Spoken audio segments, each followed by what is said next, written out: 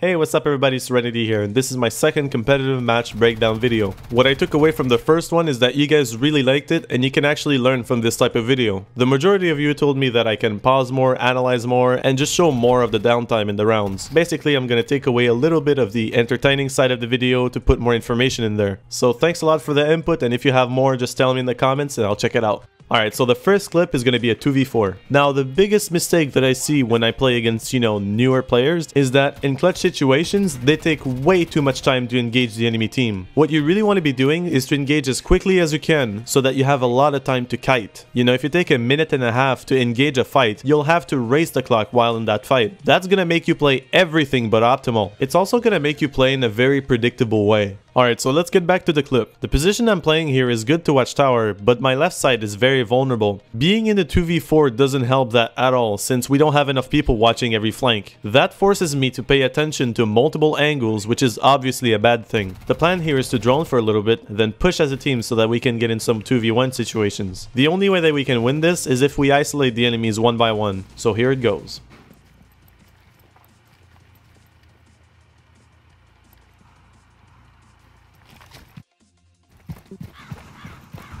You take the bomb, you take the bomb. You have dropped the diffuser. Where am I going with this? I'm pushing top.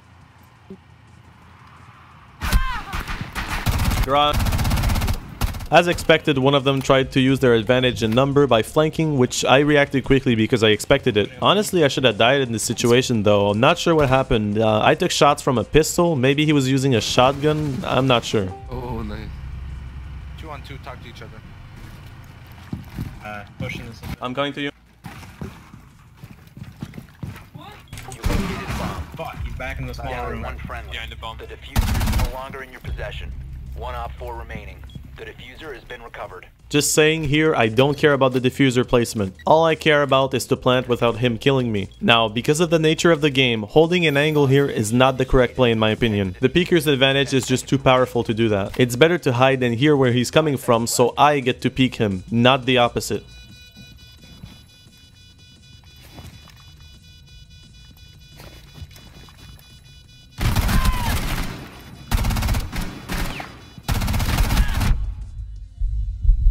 As you could see, I knew he was coming from the right side because I heard him, and so I was able to hold the angle very tightly, giving me the option to peek. I still think that hiding would have been better here though.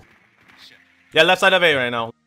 Here the plan is to put a lot of pressure on the outsides of the A site, stopping them from taking it back. From there we're gonna plant and stop them from moving back in. The reason I wanted to show you this clip is because I wanted to make a point about murder holes. He's on stairwell, left side, planting. Got him, that got stairwell. You got it. I got it. Recovered. Okay, go away.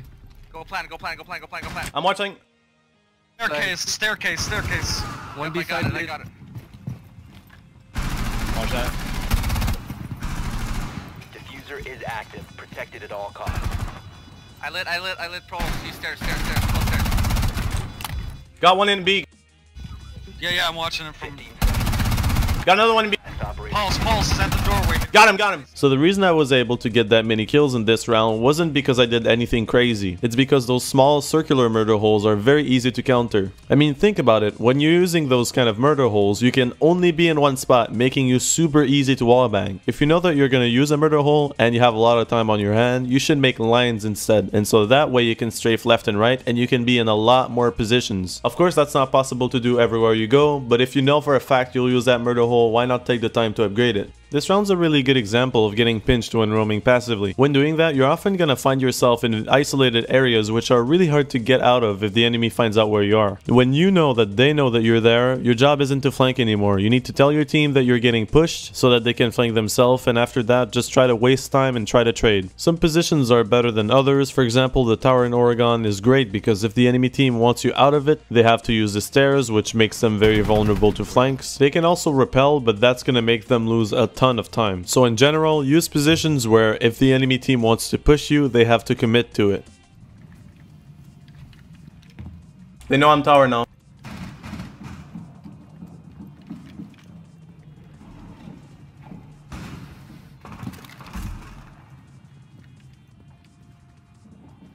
They're pushing. Can someone look at tower camera? I got it, I got it.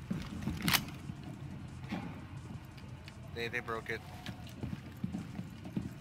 I hear door window being open. Okay, that was new. As you can see, I died, but I killed Thermite, we know where IQ is, and the enemy team is gonna have to race the clock in a 2v4 situation. Overall, I think it was worth it staying up in there. One tower. He's dead. Or last stop standing. Last one is IQ. She's dead. GG. Op 4 eliminated. Mission success. In this round, we were doing our standard strat where we put a whole lot of pressure on the locker room and the A site. From there, we plan on planting in A, forcing them to come out into our crossfire. Got him. Fuck.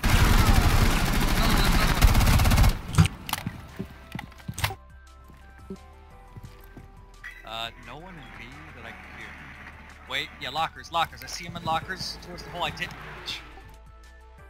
Right of lockers. So a lot of the time I see people not caring too much about where they plant the diffuser, and I feel like it's gotta cost them some games. Here's a good example of some decision making concerning that. So it was a 3v2 and I had this angle covered. The red zones are where the enemies might be. Now 9 times out of 10, planting the diffuser right by the door is the right decision because, you know, after that it's nearly impossible for the defenders to defuse it. However, in this situation, it's highly likely that there's someone in ladder room, which means that if someone tries to plant here, he's most likely gonna die.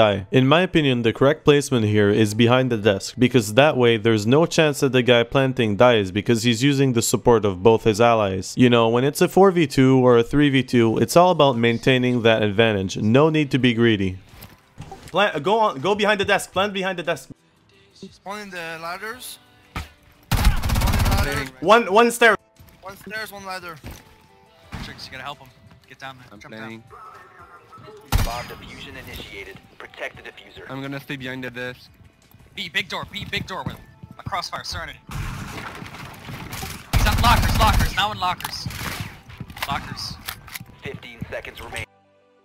Right, He was second floor outside. ramp. 10 seconds remaining. So our suspicions were right, and they did have someone in ladder room. If Buddha had planted in front of the door like we usually do, he would have probably died, putting us in a 2v2 attacking situation, which would have been pretty sketchy. Alright guys, this is it for today. Sorry for taking a long time to make this video. I was busy IRL, so yeah. Next video will either be a tips and trick or another analysis. Now I'd like to show more losing rounds, it's just that I'm not used to record them. So yeah, I just need to get in the habit of hitting that record button no matter what the result is. But like I said in the first analysis, I'm gonna get better at this, don't worry about it. Well guys, as per usual, thanks for watching and I'll see you soon. This is a very good example on how the shotgun can save your life. Just look at the speed at which I'll switch to it. Of course, in this specific example, I could have cancelled the reload by sprinting, but imagine this situation if I had an empty mag. I would have died 100%. It's also amazing at taking large groups of enemies from behind. With the SMG9, it's easy to run out of ammo when that happens, but with the Super 90, it's a piece of cake. It's also very good at peeking corners because of the peeker's advantage. You know, what takes the most time in a firefight is aiming. With a shotgun, you don't have to do a whole lot of aiming, and so killing someone within the peeker's advantage is very realistic.